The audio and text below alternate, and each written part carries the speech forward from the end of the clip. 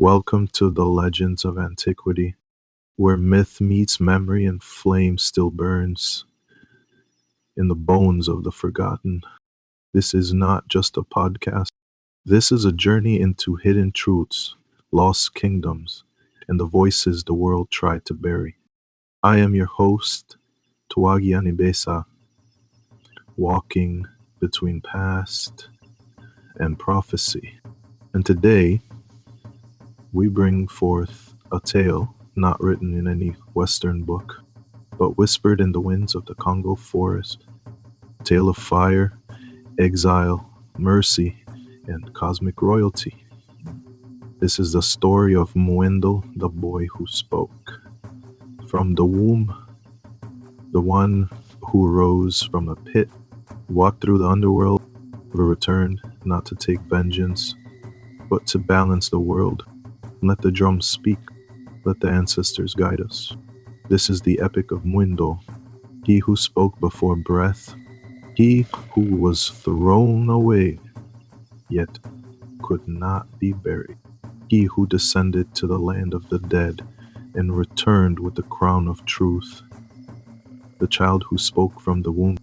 There was once a village, ancient and sacred, called Mwindo, and in that village a man sat on the throne, Mwindo, king by title, but not by spirit. He was powerful, yes, feared by his 7 wives, respected by his court. But one thing gripped his heart like a snake, a prophecy: a son will be born to you. He will not kneel, he will not die. He will rise like lightning and rule where you ruled in fear. Mwindo, afraid of being eclipsed, made a law: none of my wives shall give birth to a son, and if a son is born, he shall be ended before his first breath. And so the kingdom fell under a curse of silence, a womb full of fear. But the spirits do not ask permission, and the ancestors, they do not bow to coward kings. So one day, the 6th wife, Mwindo, began to feel a storm in her belly, not kicks, but drum beats, not pain, but power. And when the time came, she did not scream, she sang, "A thunder is coming, a voice before breath, a child of light walks this way." Mwindo was not born like other children. He emerged not from the womb, but from her middle finger, glowing gold, eyes wide open. He spoke with the voice of 1,000 elders and said, "I am Mwindo. I do not crawl. I do not cry. I do not sleep. I walk with the fire of the sky. I speak what kings fear to hear." In his tiny hands he held a conga scepter, rod of command crafted from sacred wood, humming with power, a fly whisk made from the hair of sky lions and the breath of ancestors. He did not wail, he did not shiver, he stood, the king who tried to kill destiny. When Mwindo heard the cries of women and the silence of death that never came, he stormed the birthing hut. He saw Mwindo standing, glowing, holding his birthright, and he screamed, "This is the child of the curse. Kill him, dig a pit, cast him down." So they dug a hole deeper than a grave, a hole meant to forget, but the earth spit Mwindo out, as if to say, "This one is mine." Then they threw him into fire, but the flames grew cold and let him walk out with ash in his hair like a crown, then to the river bound in vines cast away. But the river lifted him gently and whispered, "I carried the first ancestor, I will carry this child too." The waters brought him to Iangura, his mother's brother, a man of magic, spirit knowledge, and deep loyalty. There, hidden in the shadows of tall trees and ancient drums. Mwindo grew tall, grew wise, and spoke with the tongues of spirits. He trained not with swords, but with storm clouds. He studied not books, but the wind, the insects, the stars. Until one day he said, "It is time I go to Tobando. I go not to destroy, but to correct the return of the Thunder Child." The people of Tobondo woke to thunder, but no rain. The trees bent, the birds fled, and lightning danced without a cloud. Mwindo had returned, not on foot but in wind, not with soldiers but with spirit beasts, thunder drums, and the echo of fate. He stood before the gates of Tubondong and struck his staff into the ground. "I am Mwindo, the child cast into darkness, the boy who outlived the hole, the fire, the flood. I return not for revenge, but for justice."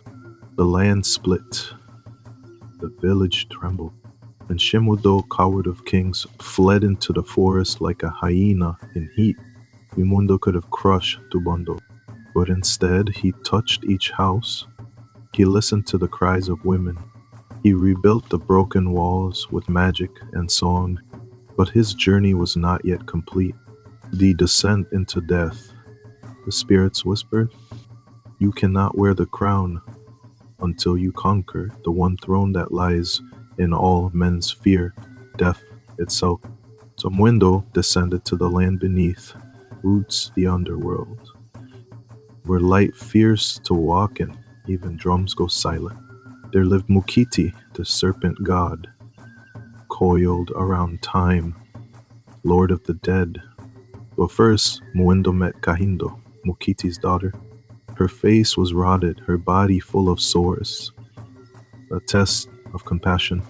Most would run, but Mwindo knelt beside her, bathed her in river water, and sang, "I do not fear decay, for spirit cannot rot." She became whole again, glowing like starlight. She smiled and her eyes held eternity. She warned him, "Do not eat in this land. Do not sleep. And when faced with power, choose patience." Mwindo faced dark spirits in disguise who tempted him with a false crown, flames of memory, each showing him the moment he could have turned bitter. And finally, Mukiri himself, the god struck with tail, with wind, with illusions, but Mwindo stood firm. And when he had the chance to kill the god, he dropped his staff. "I do not slay what I came to know, for even death must be understood." Mukiri, humbled, said, "You are not man, you are more. You are fit to walk among both the dead and the living." He gave Mwindo the breath of the ancestors, a song older than language, a fire that would guide him forever. The return of the crown. Mwindo rose from the land of the dead, with silence in his steps and flame in his eyes. He returned to Tabuno not as a boy, but as one who had spoken with death, and returned with blessing. He found Shamundan, older, thinner, hiding in shame, and all watched to see what Mwindo would do. But the boy who was thrown away said, "Let my crown not be built on your blood. Step down, father. I forgive you, but I will not forget what must never be repeated." The people wept. The drums beat not for war, but for peace. Mwindo became king, not by force, but by the journey of spirit, the test of soul, the cleansing of forgiveness.